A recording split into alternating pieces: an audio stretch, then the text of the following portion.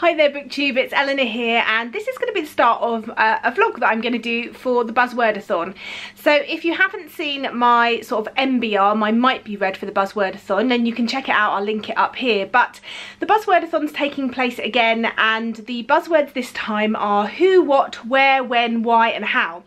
So as long as your title has one of those words in, then you can read it. And because I've been finding it a bit difficult to pick books recently, and if I've set a TBR I've not wanted to read it, what I've done is I've gone through my bookshelf and I've pulled out, just so that they're pulled out proud so you can see them over the others, all the books on my shelf that have any of these words in, to give me a massive selection of books to choose from. So it's Sunday now and I've finished a book, so I really need to be reading a new book.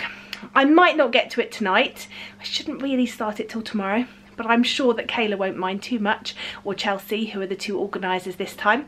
And so I'm going to go through, we'll pick it, and then I'll take you along with my week. I've got quite a few interesting things this week. Hopefully I can take you along too. I've got a publishing event where there should be new books to hear about, and so I can take you along to that. And I can't think what else there is, but lots of opportunities for coming along with me and seeing what I'm up to and how I get along with reading the books. So let's have a look and see what I'm going to pick for this time. Okay, so I'm having a look. These are the two that's been drawing me recently: How to Make a Wish and What to Say Next. So they're the two that's really pulling me in. There's some more down here. None of those are like really making me want to read them right now. So I think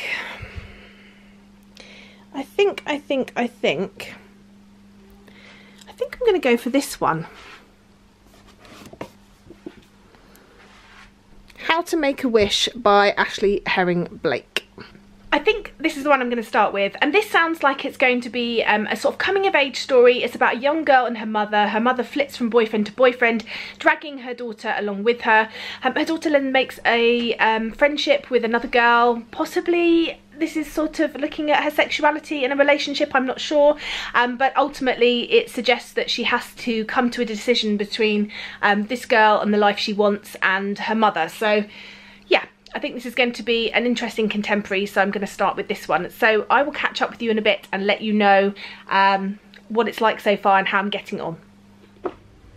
Hiya, so it's now Monday. It's the first day of the readathon. I haven't read, I finished off an audiobook last night in the end. I finished off I Was Born for This by Alice Oseman, which I really thoroughly enjoyed, especially on audio. I got the audio from Scribd and I really enjoyed it.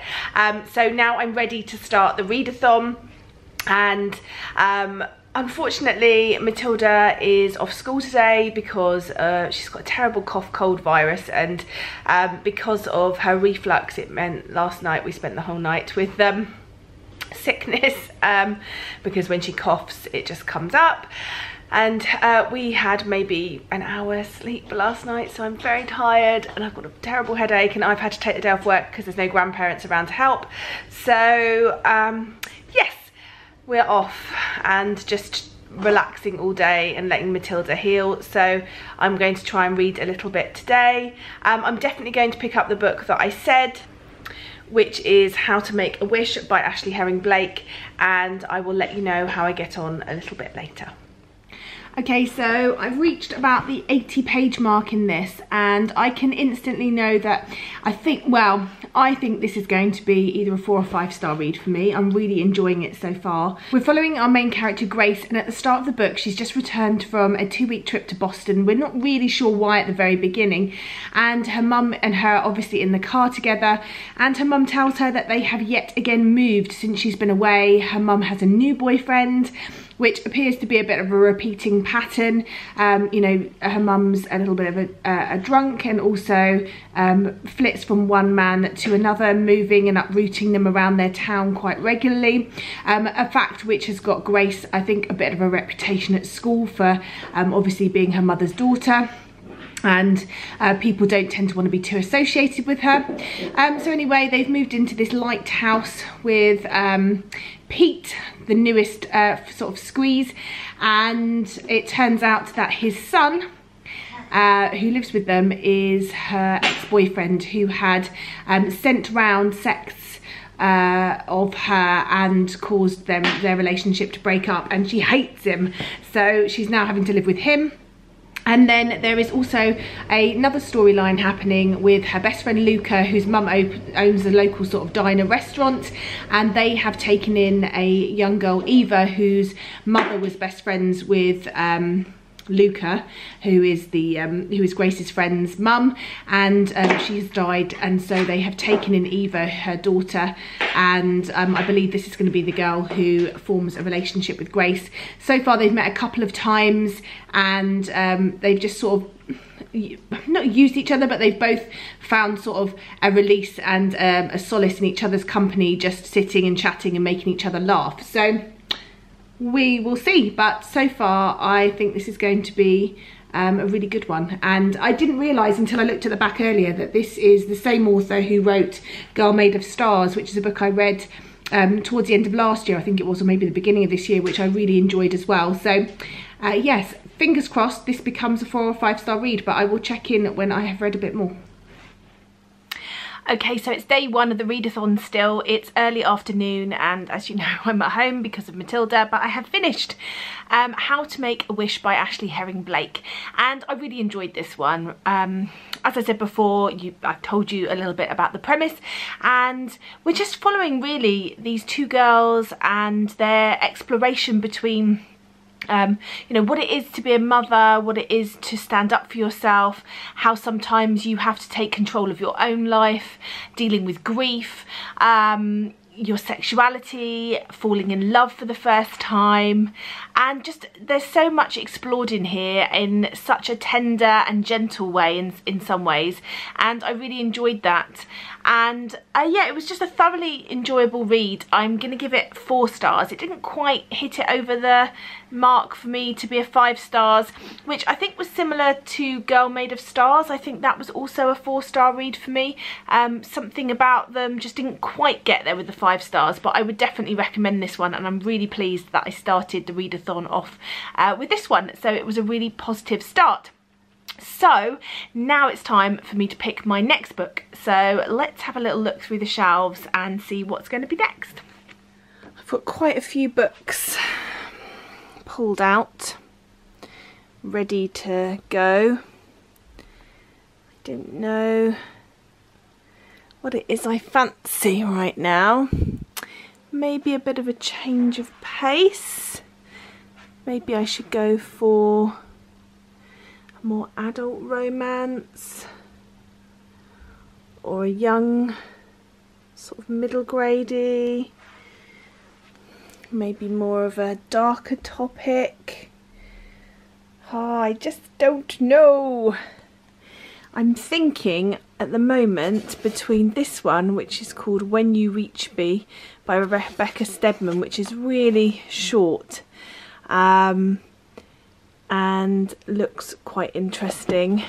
I don't know an awful lot about it, but I have heard good things, and it was winner of the Newbery Medal in 2010. Or I think the other one that I'm drawn to is this one down here, Who Killed Christopher Goodman by Alan Wolfe. And this is sort of a mystery, so I'm not sure which one to go for. I think maybe this one. I think I'm going to give this one a go. Okay, so I've pulled this one off the shelf next, Who Killed Christopher Goodman by Alan Wolfe. This book says it's about a boy. Everyone kind of likes him. He can be a bit strange, but there's nothing sort of to make him stand out. Everyone is shocked when he is murdered, and this is sort of a mystery, I suppose, trying to find out who it is that murdered it. It says on the back that it was it's told from multiple points of view, and that it's inspired by a true crime from the author's past, which I think sounds really interesting. So yeah, it says the elusive truth behind that fateful summer. I'm intrigued. It's not a massively long book. It is sort of a couple of 100 pages long, and there seems to be loads of sort of short pieces in here, so I'm sure I can read this quite quickly, so I'll come back to you and let you know how I get on a bit later. But so far I have read a how, and now I'm reading a who. Okay, so the post just arrived, so I thought I'd show you these bits. My book box club for the month arrived, and in it was a candle called Parabatai Oath, which smells really nice, which is mint leaf, icy cassis and teamwork. So I shall be enjoying that soon. Yeah, I do like the smell of that. It's quite fresh and perfumey. Quite like the, yeah, very nice, and it's got some glitter on it, so I shall be trying that one out. There is also a really lovely keyring in there, which is really sort of sturdy metal. I don't know if it's going to show up. You can see it there. It says unashamedly bookish, and I think that's really, really pretty. So I should be hanging that onto my rucksack. And then the book that arrived is one I've never heard of before, and it's called Stolen Time by Danielle Rollins. This says, oh, let's have a look at the blurb. It says, Seattle 1913. Dorothy is trapped, forced to wed a wealthy man so she and her mother can live comfortably for the rest of their days. She'll do anything to escape, including sneaking away from her wedding and bolting into the woods to disappear. New Seattle 2077. Ash is on a mission. Rescue the professor, his mentor, who figured out the secret to time travel, so together they can put things right in their devastated city. But endless jumps through time have left Ash plagued by pre-memories of what's to come, a violent death and his heart torn apart. When Dorothy collides with Ash, she sees it as her chance to start afresh. She'll stow away in his plane and begin a new life wherever they land. Then she wakes up in a future that's been ripped apart by earthquakes and floods, where vicious gangs rule and the submerged city streets, and a small group of intrepid travellers from across time are fighting against odds to return things to normal. What Dorothy doesn't know is that she could hold the key to unravelling the past, but her arrival may spell Ash's ultimate destruction. So a bit of a time travel story. I will reserve judgment on this one. It doesn't ultimately sort of make me excited, but that doesn't mean that it's not going to be a good one. So I shall wait and see. And then also in the book box, which I'm quite excited with, I'm going to put it on one of my pillows later, is a really beautiful, oh, can you see it? It's quite big, pillowcase. And I think it's really nice. It's got crows and kings and a bumblebee on, and I really like that, so I'm going to be putting it onto one of my pillows in this room soon. Anyway, so I will catch up with you in a little bit with more about the books. Hi guys, so it's Wednesday. I didn't film anything yesterday because I didn't read anything. I started the book that I mentioned to you about Christopher Goodman. I DNF'd it. I read about 40 pages. I just wasn't into it. It just wasn't grabbing me. I was finding the different points of view annoying. I just wasn't in the mood for it. So I ended up watching some TV. I watched a really good Netflix series with Idris Elba called Turn It Up Charlie. They're sort of 8 to 24-minute episodes about like a DJ that had a one-hit wonder in the 90s. He's now sort of a bit washed up, can't keep a job, doing the occasional like wedding and things. And then his friend, who is a famous sort of film star, comes back from America with his wife, who's a famous DJ, and their daughter, who I think is meant to be sort of 11. And he ends up getting roped into being their nanny. It's very funny. I really enjoyed it. So anyway, that was yesterday. I have now picked up What We Saw by Aaron Harkser. So the What is part of the Buzzword, and I'm really enjoying this. I'm probably just under halfway through. The story's really good. So far it's sort of quite slow to get started. I thought we'd get into sort of the nuts and bolts of it quite quickly. It's a story about a girl. We're following her perspective. She's always kind of been in love with her best friend who lives down the road. He is sort of someone she's just sort of started to sort of explore that with, and the very start of the book, she's just come back from a party. He's delivered her home safe and sound because she was too drunk, and then we are sort of the next week at school. Police have turned up and have arrested 4 boys, not this boy, but 4 boys that he hangs around with on his sort of basketball team, for sexual assault and rape. And so the whole time you've got this slight uneasiness because you're worried that this boy's going to be involved and how that's going to feel for the girl, and also you're hearing the different points of view of people in the school, and it's sad to hear some of the perspectives from the girls that this girl is lying because she was dressed provocatively and therefore she deserved everything she got, and I just, yeah, and the way that they have turned on this girl without even sort of thinking about whether it's true or not. And yeah, I'm just really interested in reading this. This is apparently based on inspired by real events, and I have seen a few documentaries and a few sort of docu-fictional films that follow a same and similar premise, and I find it heartbreaking, especially in places where sports are extremely important to the local community, and how that can mean that the girl is ostracized and yeah, and just bullied, and you know, they've already gone through so much.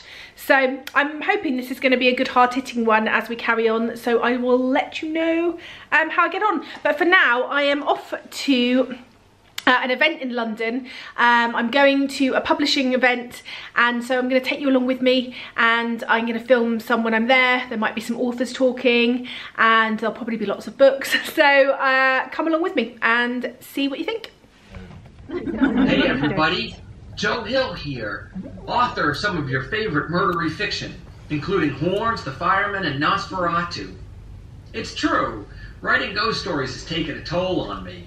I haunted my office for over a decade to bring you the 13 stories in Full Throttle, my newest book.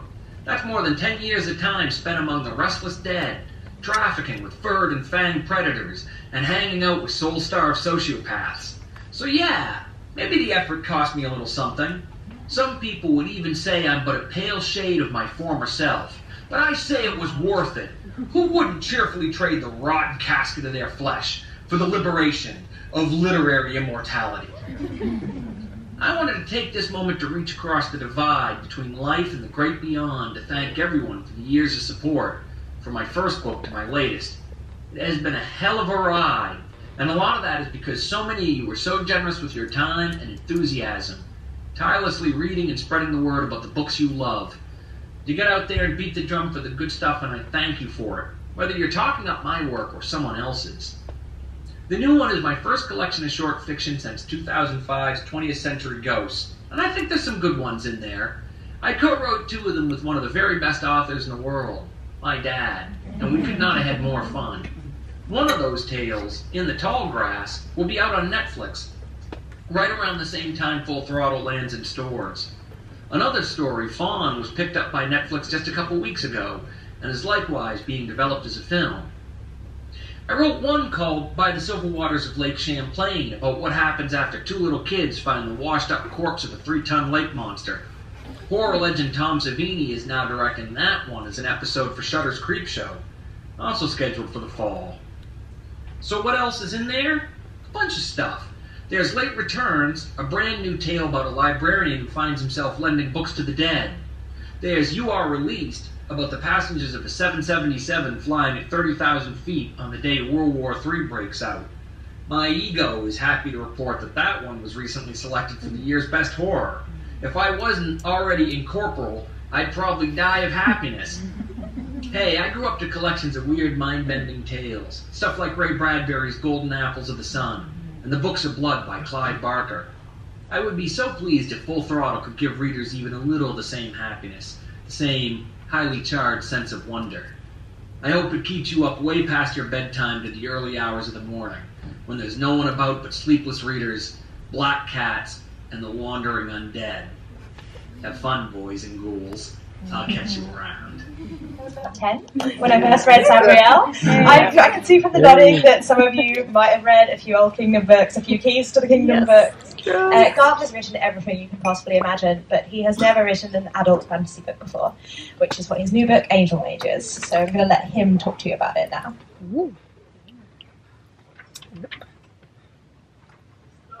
Hello, I'm up next. I want to talk to you about my new book, Angel Mage, which comes out in October from Galance. It's like all my books, it's something I wanted to read myself, but this time, what I wanted to read was something that felt like one of my favourite books in film adaptations, without being some sort of pale imitation. Which book? The Three Musketeers by Alexandre Dumas, and my favourite film versions of it, Richard Lester's The Three Musketeers and The Four Musketeers, which the filmmakers famously tried to pay the actors for only one film while making two, with the Hollywood history there. I didn't want to write a straightforward historical novel, because as I said, I didn't want to try to emulate Dumas and fail. And besides, there is something inside me that always introduces the fantastical. Magic just seems to creep into my books and creatures and so on. Even when I set out to write something contemporary and realistic, it never ends up the way.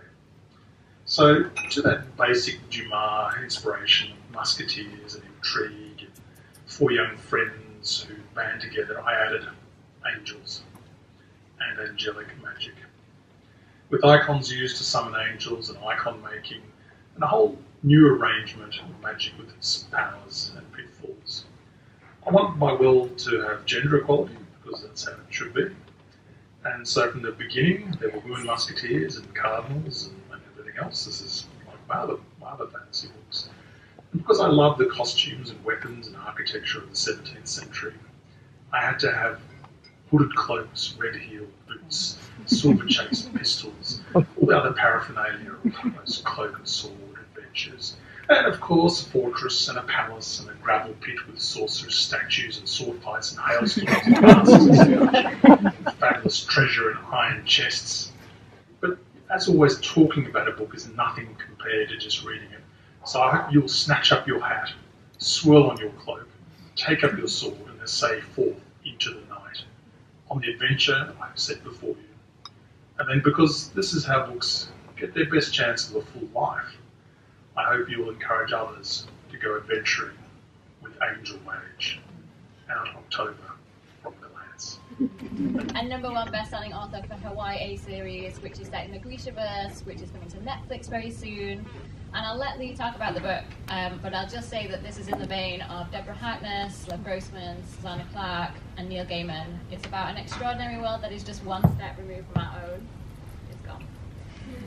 And it's about I want to hold this even though about a woman called Galaxy, Alex Stern, who finds herself drawn into the occult dealings of the real-life secret societies of Yale. It's that cool. And she has to solve a murder. I'll let you say the rest. Hi, I'm Leroy Dugo. I'm the author of Shadow and Bone and Six of Crows and a bunch of other Grishaverse things. And I'm also the author of Ninth House, my first novel for adults. And I'm very excited to bring it to the UK this fall. Ninth House really begins back when I was in college. I was walking home from the post office, because in ancient times we read and received things called letters. And I was reading my letter and I looked up, and to my left I saw this massive 2-story white marble mausoleum that was surrounded by a fence covered in black wrought iron snakes. And then to my right, I saw an actual cemetery with these huge stone gates, and over them was a sign that read, "The dead shall be raised." So it was a pretty magical place already. And what I found out was that that mausoleum is actually the clubhouse or tomb of Book and Snake, which is one of the oldest secret societies at Yale. And these societies are very real, and the people who have come through them are too. Future presidents, multi-billionaire hedge fund managers, ambassadors, Oscar winners, secretaries of state and defense.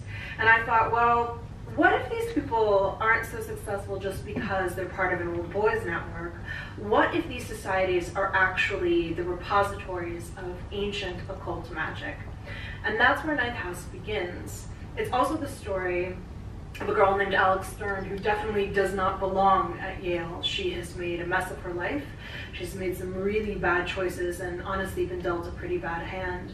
But she's given this opportunity to attend this prestigious university, and this is her one shot to turn her life around. but Alex can't help getting into trouble. And when a girl turns up dead, murdered, just off campus, nobody thinks the societies are involved, but Alex believes otherwise. So this fall, I'm hoping to see some of you, and I'm also really looking forward to opening the doors of the 9th house. Hi guys, so it's now Friday, and this is going to be a bit of a random sort of wrap up really, because I'm not going to be reading any more of the Who, What, Where, Why, How books. So I think I ended up only reading 2 in the week, but they were 2 that I really enjoyed. I just, as is always happening with readathons, didn't want to pick any of those books, and it was making me really slumpy. Also, Step Up High Water Season 2 came out on YouTube Originals, and I'm really into that, so I got a little bit distracted by that. Also, a new Idris Elba Netflix original series came out called Turn It Up Charlie, which is brilliant. You should watch it. So I just got a bit distracted. So I thought I'd end this vlog by showing you the books that I'm currently reading. I've got really into my Scribd at the moment, or just audiobooks in general. I've really been finding the time to listen to them more, especially as Matilda's been ill. So she was ill with this cough cold, as you saw, because we were off work. I was off work, she was off school on Monday. And so she's been sleeping in my bed until last night was the first night she hadn't. And I'd been getting into bed at like 8, 9 at night because she was coughing and occasionally being sick, and I just thought I'll get into bed, and the phone, if I'm looking at my phone or my iPad, it really distracts her, so I would listen to an audiobook for a few hours because I wasn't quite ready to go to sleep. So I've really been enjoying that. I finished a middle grade book, which I listened to on audio for my book club, which is called A Pinch of Magic, which I'll be talking about in a future recent reads. And I've also partway through this one, In an Absent Dream by Sean Maguire, which is part of the Wayward Children series of novellas, starting with Every Heart a Doorway. I adore these. I've given them all 5 stars I think so far, so fingers crossed this one will be the same. I'm sort of halfway through this at the moment. And then I'm also going to be starting tonight The Feather Thief by Kirk Wallace Johnson. I'm looking forward to reading this. This is a non-fiction about this sort of heist at the Natural History Museum in Tring, which isn't that far from me, so I'm looking forward to making a really special video on that, hopefully. I've also got to finish Children of Blood and Bone by Tomi Adeyemi. This is my sort of read that I'm running for the SFF Awards. This month I'm running the read along on the Goodreads page. There's still time if you want to join in the conversation. I'm not really enjoying it that much. I'm not hating it, it's just very tropey, and yeah, so I'm set myself 150 pages a week, so I've got 150 pages yet left, but I've just not really wanted to pick it up, so I'm going to force myself to finish this weekend. And then I'm also reading the YA Book Prize books, which, if you haven't seen my video on that, I made a video on that which tells you all the books on the YA Book Prize list. So I'd like to try and read Goodbye Perfect by Sarah Bernard, which is on there, and it's very shiny. So yeah, I'm going to have a few books on the go and hopefully finish some of those up. But keep an eye out in my next recent reads for wrap-ups of those. But it's been a good week. I've enjoyed it. I really like the idea of the Buzzwordathon. I really like the idea of that buzzword. I just fell out of sync with it after the first few books. Oh, and then I had a DNF as well in there. One of the books I DNF'd, which is fine. But yeah, I don't know, other books were calling me, and so I veered off a little bit. So not successful, because I did read 2 books, but not necessarily a week where I've really read loads and loads and loads more than usual. But I'm fine with that. I'm pleased with my reading at the moment. I'm enjoying having shelves which have slightly less books on. I'm enjoying my reading, so I've got nothing to complain about really. So it was a good week, and yeah, sorry there wasn't an awful lot to show you, but I thought those bits from the Orion Publishing evening were quite interesting, so I thought you might enjoy watching some of those. And have a lovely weekend, and I look forward to speaking to you soon. Bye for now, BookTube.